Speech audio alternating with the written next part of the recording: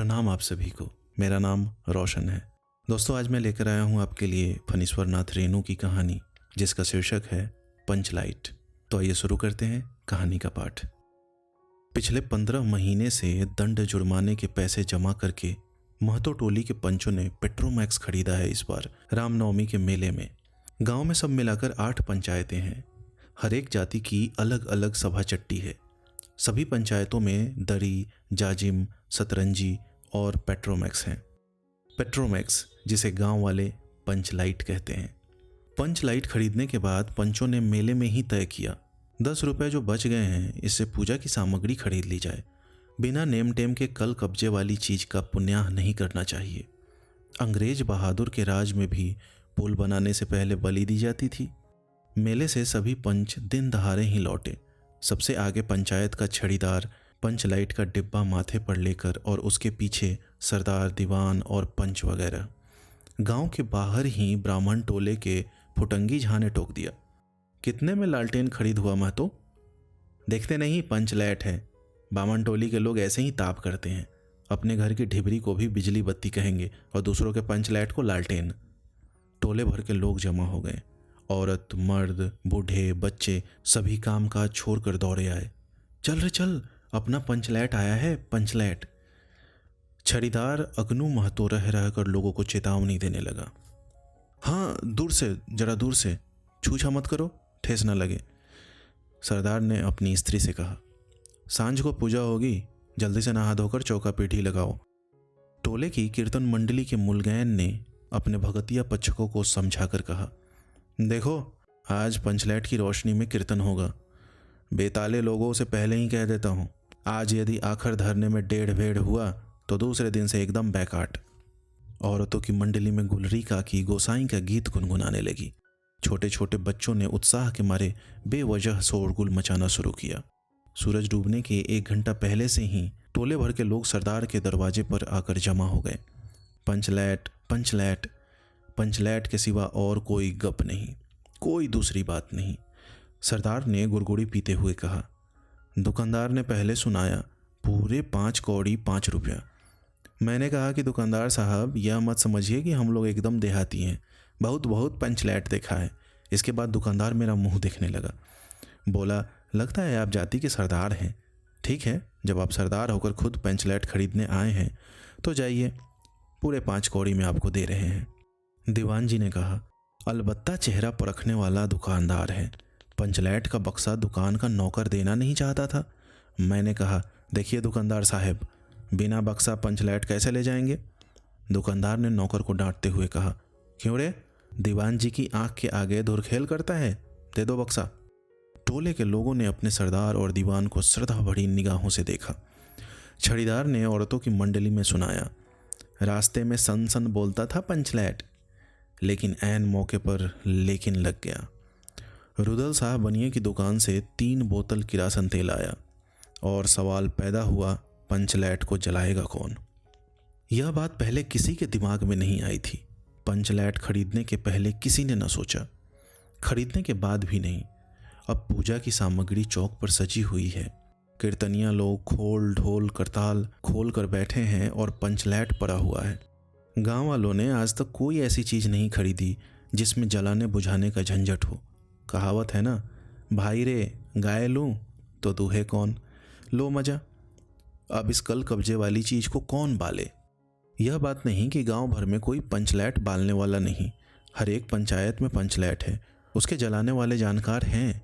लेकिन सवाल है कि पहली बार नेम टेम करके, शुभ लाभ करके दूसरी पंचायत के आदमी की मदद से पंचलाइट जलेगा? इससे तो अच्छा है कि पंचलाइट पड़ा रहे। जिंदगी भर ताना कौन सहे?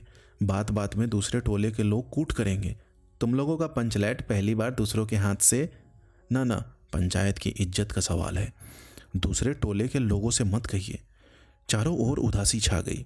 अंधेरा बढ़ने लगा। किसी ने अपने घर में आज ढिबरी भी नहीं जलाई थी। आज पंचलाइट के सामने ढिबरी कौन बालता है? सब किए किराए पर पानी फिर रहा था। सरदार, दीवान और छड़ीदार के मुंह में बोली नहीं है। पंचों के चेहरे उतर गए थे। किसी ने दबी जबान में कहा, कल कब्जे वाली चीज का नखरा बहुत होता है।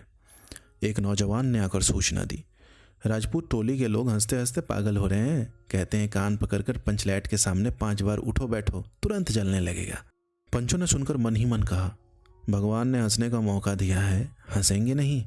एक बूढ़े ने आकर खबर दी, रुदल शाह बनिया भारी बतरंग आदमी है, कह रहा है पंचलैट का पंपू जरा होशियारी से देना। गुलरी काकी की बेटी मुनरी के मुंह में बार बार एक बात आकर मन में लौट जाती थी। वह कैसे बोले? वह जानती है कि गोधन पंचलैट बालना जानता है, लेकिन गोधन का हुक्का पानी पंचायत से बंद है। मुनरी की माँ ने पंचायत में फरियाद की थी कि गोधन रोज उसकी बेटी को देखकर सलम सलम वाला सलीमा का गीत गाता है, हम तुमसे मोहब्बत करके सलम। पंचों की निगाह पर गोधन बहुत दिन से चढ़ा हुआ था। दूसरे गांव से आकर बसा है गोधन, और अब तक टोले के पंचों को पान सुपारी खाने के लिए भी कुछ नहीं दिया, परवाह ही नहीं करता है। बस पंचों को मौका मिल गया, 10 रुपया जुर्माना, न देने से हुक्का पानी बंद। आज तक गोधन पंचायत से बाहर है, उससे कैसे कहा जाए? मुनरी उसका नाम कैसे ले? और उधर जाति का पानी उतर रहा है। मुनरी ने चालाकी से अपनी सहेली कनेली के कान में बात डाल दी, कनेली चिगो चिद चिन्ह। कनेली मुस्कुरा कर रह गई। गोधन तो बंद है। मुनरी बोली, तू कह तो सरदार से, गोधन जानता है पंचलाइट बालना। कनेली बोली, कौन? गोधना जानता है बालना, लेकिन सरदार ने दीवान की ओर देखा और दीवान ने पंचों की ओर। पंचों ने एक मत होकर हुक्का पानी बंद किया है। सलीमा का गीत गाकर आंख का इशारा मारने वाले गोधन से गांव भर के लोग नाराज थे। सरदार ने कहा, जाति का बंदिश क्या, जबकि जाति की इज्जत ही पानी में बही जा रही है। क्यों जी दीवान? दीवान ने कहा, ठीक है। पंचों ने भी एक स्वर में कहा, ठीक है, गोधन को खोल दिया जाए। सरदार ने छड़ीदार को भेजा। छड़ीदार वापस आकर बोला, गोधन आने को राजी नहीं हो रहा है, कहता है पंचों की क्या प्रतीत है, कोई कल कब्जा बिगड़ गया तो मुझे दंडो जुर्माना भरना पड़ेगा। छड़ीदार ने रोनी सूरत बनाकर कहा, किसी तरह गोधन को राजी करवाइए, नहीं तो कल से गांव में मुंह दिखाना मुश्किल हो जाएगा। गुलरी काकी बोली, जरा मैं देखूं कह के। गुलरी काकी उठकर गोधन के झोंपड़े की ओर गई और गोधन को मना लाई। सभी के चेहरे पर नई आशा की रोशनी चमकी। गोधन चुपचाप पंचलैट में तेल भरने लगा। सरदार की स्त्री ने पूजा की सामग्री के पास चक्कर काटती हुई बिल्ली को भगाया। कीर्तन मंडली का मुलगैन मुरछल के बालों को संवारने लगा। गोधन ने पूछा, स्पिरिट कहाँ है? बिना स्पिरिट के कैसे जलेगा? लो मचा, अब यह दूसरा बखेरा खड़ा हुआ।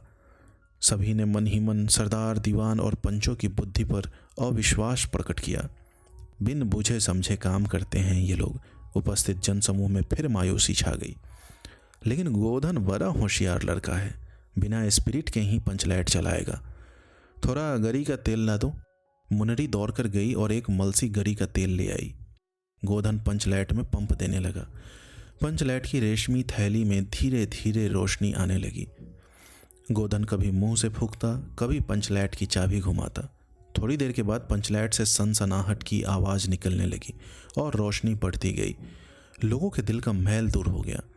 गोधन बड़ा काबिल लड़का है। अंत में पंचलाइट की रोशनी से सारी टोली जगमगा उठी तो कीर्तनिया लोगों ने एक स्वर में महावीर स्वामी की जय ध्वनि के साथ कीर्तन शुरू कर दिया।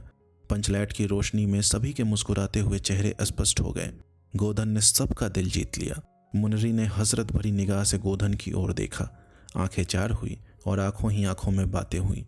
कहा, सुना माफ करना, मेरा क्या कसूर। सरदार ने गोधन को बहुत प्यार से पास बुलाकर कहा, तुमने जाति की इज्जत रखी है, तुम्हारा 7 खून माफ। खूब गाओ सलीमा का गाना। गुलरी काकी बोली, आज रात मेरे घर में खाना गोधन। गोधन ने फिर एक बार मुनरी की ओर देखा। मुनरी की पलकें झुक गई। कीर्तनिया लोगों ने एक कीर्तन समाप्त कर जय ध्वनि की। जय हो, जय हो। पंचलैट के प्रकाश में पेड़ पौधों का पत्ता पत्ता पुलकित हो रहा था।